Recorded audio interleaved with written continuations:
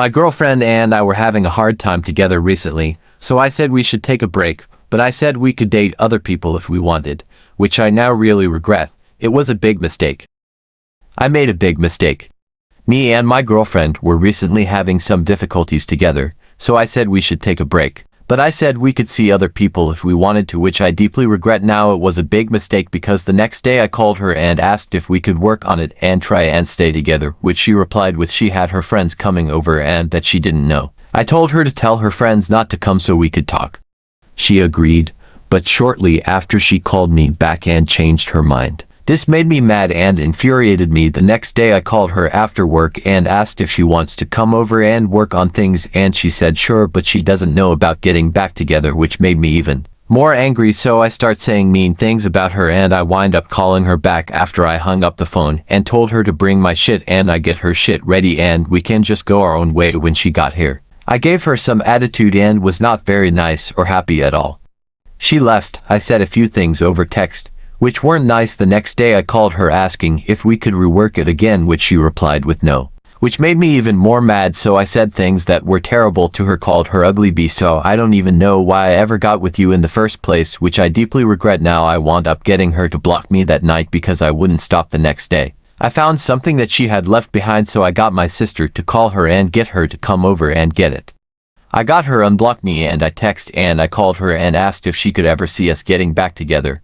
But she said no, I don't think so, which made me mad and wound up getting me blocked again because I said some dumb things and lied about cheating on her, which I never actually did. I just said it to make her mad, as I was trying to make her feel like how I was feeling, but she didn't help at all. The next day I tried going out of the house to get over it and I just couldn't stop thinking about her. So the very next day I sat down and wrote her a letter saying I was sorry and then I deeply regret everything I had said and that I would take it all back if I could and redo it all over again. I brought the letter to her house, handed it to her. She said thank you. I went back to the house, called her on my brother's phone, asked her if she read the letter. She replied yes, and we started talking about it. I tried to beg with her again to stay with me. I guess she was the love of my life and my best friend and I didn't want anybody else. She replied with saying I don't know about right now and I'm not getting with anybody right now. I'm just gonna be about me right now, and I said I couldn't see you with anybody else. Please let me know if you start getting with somebody else because it would tear me apart. I can't see you be with anyone but me. I love you so much and I don't want to lose you. I asked her just to give me one more chance. She said no, not for right now, and I asked if we could ever get back together and she said I don't know, maybe. And when we got towards hanging up the phone and saying goodbye, we both said we loved each other, which made it seem optimistic that we might get back together at some point in time. I just need time to prevail. I don't know if she's just playing with me or being serious, but I'm really heartbroken about the whole thing and can't go without her. She is that shooting star in my life and I regret the whole thing, and if I could take it back, I would. I feel so stupid and dumb and wish I could reverse time, but I just can't, and I tried my best to apologize and make it up to her and said I would do whatever it takes. I know I seem desperate, that's because I am. I FD up with all the things I said and they were not nice at all. And her friends are telling her that I'm no good, which you're not wrong, but I just made a simple mistake out of anger and I don't want to lose her. I feel like a piece of SH1T and I don't know what to do other than just wait. I just don't know if it's worth waiting or not. I don't want to be heartbroken after I've waited so long to hear back from her. She unblocked me on phone and on Instagram, but left me blocked on Snapchat and her main Instagram account. She did say that she still loved me, but she told me to stop texting her later that day when I had to ask her a couple more things, and said to not blow her phone up, which I agreed I wouldn't. I know I acted like a child and should change me and focus, but do I let her know I'm starting therapy or anything, or just keep quiet till she responds? Story number 2. I have 2 siblings, a younger brother who we'll call Dan, and an older stepsister who we'll call Rachel. My sister and I have been close for as long as I've known her. We shared all our secrets and it was so unusual to see us apart that when it would happen people would be genuinely surprised or worried. But over the past 2 years things have changed drastically. Because of past experiences with social isolation, I can have a really difficult time picking up on and dissecting social cues, and the trust I have for a person amplifies that. I've also never had problems standing up to my family and have been known to argue and protest if I feel wronged or see something as such. I'm not sure where exactly her feelings towards me began to rot, but I can place Halloween of 2024 as a pivotal point. She and I were going to trick or treat and she wanted to bring her friends along. I said yes, as I've never minded her hanging out with friends while I hang back. I've always loved seeing her happy.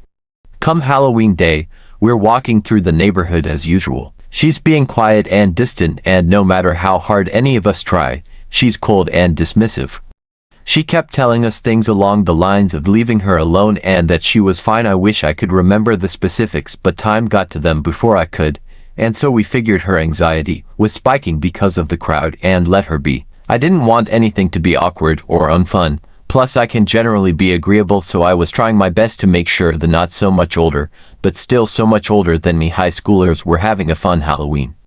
When we got back home, she was still icing us out, and I was still under the impression it was just the stress of being around so many people, just as well as I was still trying to entertain her friends. They trickled out one by one until a good friend of hers remained. She was getting ready to take her home and walk through her neighborhood when I asked if she wanted me to come with. I figured if she was in such a bad mood that she would want some sort of buffer.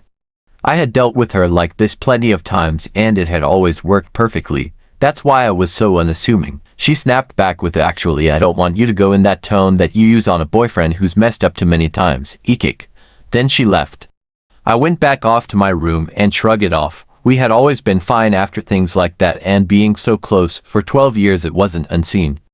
Over the next few weeks she was speaking to me less, and when we did talk she seemed completely uninterested and downright annoyed when I tried to talk about myself or what I was doing. Soon, she was always out of the house with a boy she'd met recently, so I hardly saw her. She would come home sometimes buzzing, telling me all about her date. Sometimes she'd even ask for my help getting ready for them. Every time without fail I engaged enthusiastically, even feeling in odd, almost motherly pride that she'd found someone she really clicked with. Then when that conversation or date prep session ended, it was back to practically nothing. At the time, I was still in middle school, so not only was I hopelessly dramatic and miserable for that reason, but I was trucking through some familial issues and learning how to handle my mental illnesses. All of that to say, I was already having a tough time. Soon enough she was hardly looking at me. I wish I could say I remembered more from this part, but it's one of those things that hits you so hard you didn't know it hit you until you turn around and it's gone. I remember once I had turned to say "I love you" to her before heading to my room, and she just turned her head, looked at me with a straight face, then turned back to the TV. I think that's a pretty okay example. I wish I could say that I stayed kind or understanding during this whole thing, but I didn't. I grew so angry and frustrated so fast, and along with the confusion of the situation, I was terrified and began lashing out. I would get into arguments near daily, and as a result I even further distanced myself from a family whom I already put space between. The distance and anger seemed to encourage her because soon she began completely ignoring me, and in place of those rare moments of friendship, there was arguing. But incredibly subtle, petty, mean arguing. Easy to miss if you aren't the one to feel it. Soon enough that same disregard had spread onto others in the house, and before I knew it, Dan was the same way. He and I haven't been close in years. For context, he's painfully obviously the golden child, which strains the relationship enough, but also holds unfortunately vile views on women and minorities, so I stay away. I wasn't in any way surprised, but that didn't stop it from being painful, in the same breath as the ignoring. Rachel's boyfriend, the boy she had met and been going out with, grew close with my family and subsequently took my place as the third child. Maybe that is teenage angst talking, but that's the best way I can describe the feeling. Fast forward through all the petty fights and dirty looks, we get to Christmas Eve of the same year. Rachel was out of town for the holidays, so talking had completely ceased. She became a quick topic in conversation as my family sat together that night. I didn't say anything blunt or inappropriate, but I had voiced that she hurt me and I didn't want to talk about her when my mom had asked me how it was going with her. Out of the corner of my eye I saw Dan take his phone out and text someone. My stomach dropped as I already had a feeling who it was. Sure enough, I received a text from Rachel reading, "If you wanted to talk you could have just said so." Some part of me wanted to ignore it, but I couldn't. I replied some 20 minutes later, and of course, it caused a fight. I won't share the whole thing on here as it's a bit lengthy, but some standout bits include her response to me asking what I did, A combination of things, but mostly the stuff from Halloween, and I tried, even when it didn't seem like it. Everything sprouted from my envy of you, and I was just pissed off. I'd love to include more for context, but I really can't reread those messages. I texted the next night and apologized. For what? I'm not sure. Things moved smoother for the next month or so before I felt it begin again. I was immediately enraged this time around. I didn't try to appeal to her. I treated her the same way she did me, and I stood up for myself when she would walk over me. I rearranged her mess of items in the bathroom, and instead of cleaning like I always had, I cleaned my side. I literally taped the sections off, to be exact. I couldn't get her to take the trash out, so I began putting it into a trash bag and leaving it on the floor before the door. All that got me into trouble, but I couldn't shake that I shouldn't have been in it. It was an obvious way to portray what she had been doing. As it's no secret that I'm incredibly stubborn, my family treated this like I'd done it a million times. Like when horrid Henry gets in trouble again, it made me feel crazy, but being so stubborn, there's a certain level of situational and self-assuredness I maintain, so I kept up. This formed an even larger rift between us, and this time, I took it into my hands to make her feel like I did. Am I proud? No, but I was a kid grieving a lifelong friendship. What did I do? I used the 12 years of friendship to write a short but impactful letter subtly targeting insecurities, not physical insecurities. I'm not that horrible, and faults of hers. I addressed what she had done and just how severely it had hurt me, and ultimately ended it with stepping away from the friendship. The letter got around the house fast enough. She had written back in a similar manner to me, and while it hurt, I didn't budge. There was nothing to budge for. The end of the school year had come around now, and in a movie-like turn of events, her graduation fell on the same day as the last dance I'd have in middle school. Corny, I know. I'm a very sentimental person, so the lasts of things always get me. After a lot of back and forth, I settled on the fact that if I were to go to an event surrounded by hundreds of people, an event celebrating her so soon after all that had happened, that I would lash out or leave with some irreversible revelation. So I didn't go. There's not much to say besides the fact it felt like a Hannah Montana episode. We were civil and took some pictures that now hang hauntingly in the hallways and on the fridge, and I still catch heat about it. I don't necessarily regret it.